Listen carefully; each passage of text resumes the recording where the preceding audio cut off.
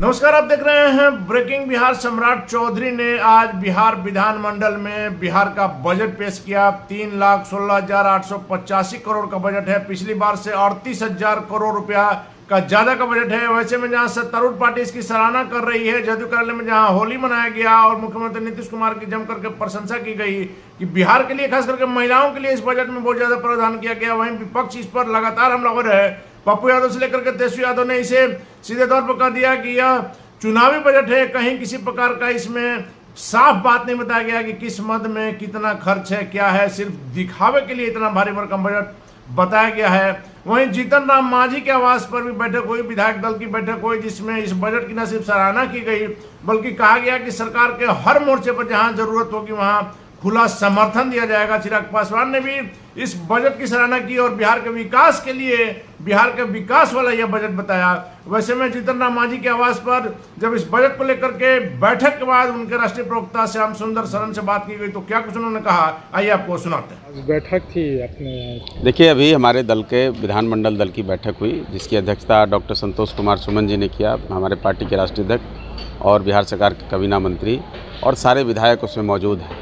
Tekari MLA doctor Anil Kumar ji, Imamganj विधायक दीपा मांझी जी, बाराचट्टी विधायक ज्योति मांझी जी और सिकंदरा विधायक प्रफुल्ल मांझी जी, सब लोग उसमें मौजूद हैं। और सर्वसम्मति से यह निर्णय लिया गया कि इस पूरे सेशन में हम लोग सरकार के पक्ष में कहीं भी कोई बात होगी तो उसको रखेंगे और सरकार के पक्ष में जहां मतदान की आवश्यकता होगी तो उसमें सरकार की तरफ से हम लोग मतदान करेंगे। और पूरी मुस्तैदी के साथ नीतीश सरकार के साथ, एनडीए सरकार के साथ हमारी पार्टी जहां भी ज़रूरत होगी वहां पे कदम ताल मिला करके खड़ी रहेगी और कहीं भी सरकार को असहज होने की स्थिति नहीं आने दी जाएगी।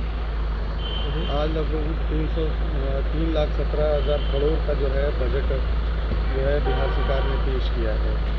विपक्ष कह रहा है कि ये बना बनाया बजट है, पिछले वर्ष भी ऐसा ही कुछ बजट था।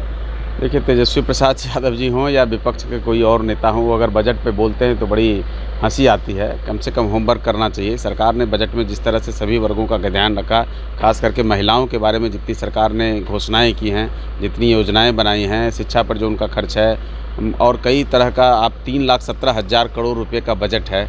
ज़रा उनको पूछिए कि इसी बिहार में जब रसातल में पहुंचा दिया था तब बजट बिहार का क्या होता था, क्या आंकड़े थे। तो उससे तो सरकार ने लगा रहे हैं कि ये बजट सिर्फ और सिर्फ चुनाव को लेकर के रखा गया।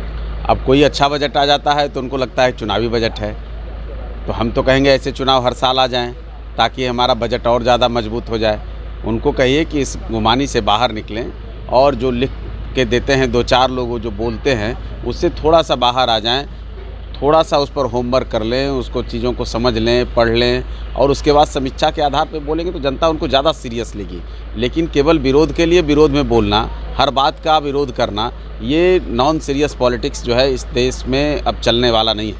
इस राज्य में तो कई वर्षों से नहीं चल रहा है। ऐसे ही नॉन सीरियस पॉलिटिक्स उनके पिताजी करते थे। जनता जब कोई सवाल करती थी, मीडिया जब कोई सवाल करता था तो उसी तरह से हंसी में उड़ा देते थे और केवल अलग तरह की बात करते थे। जब जब वो सत्ता में आते हैं तब वो अलग पाठ पढ़ने लगते हैं। लेकिन हकीकत है कि जनता समझ रही है और एनडीए सरकार जो द्रुत गति से विकास बिहार कर सकता है, करना चाहिए, उससे भी तेज़ी से विकास कर रहा है। जिन संसाधनों का इस्तेमाल करके हम बिहार को विकास के पहिए पर, विकास के रथ पर सवार करके आगे बढ़ सकते हैं, सरकार की तरफ से भरपूर कोशिश है। उनकी घोषणाएं जो है, उनका जो अपना वो तामझाम करते रहते हैं, चुनावी घोषणा पत्र वो बनाते हैं और फिर चुनाव के बाद पलट जाते हैं। इसके तो कई उदाहरण हैं। तो उनको बोलने दें। सरकार से जनता पूरी तरह से संतुष्ट है और सरकार ने जो घोषणाएं की हैं, शिक्षा के क्षेत्र में जितना सरकार का फोकस है, कृषि के क्षेत्र में फोकस है, आपको महिलाओं के लिए जितनी योजनाएं, महिलाओं के लिए तो पिटारा खोल दिया सरकार ने। पिंक बस की जो मॉडल है उसको बिहार के सभी शहरों में बढ़ाने की बात की गई है और उसमें सभी महिलाएं ही कर्मचारी रहेंगी। तो इन सारी चीज़ों के लिए आप देख रहे हो कि ई रिक्शा के लिए अगर महिला चालक होंगी तो उनको अनुदान दिया जाएगा और वो भी कैश में अनुदान दिया जाएगा। तो कई तरह से सरकार ने सबको संरक्षित करने का काम, आगे बढ़ाने का काम किया है और महिलाओं के लिए सरकार की जो योजनाएं बरसों से चली आ रही हैं उनको और आगे बढ़ाया। तो महिला सशक्तिकरण का तो सबसे सशक्त उदाहरण बिहार है। बिहार से तो दूसरे राज्य सीखते हैं, तो इनको बोलने दीजिए।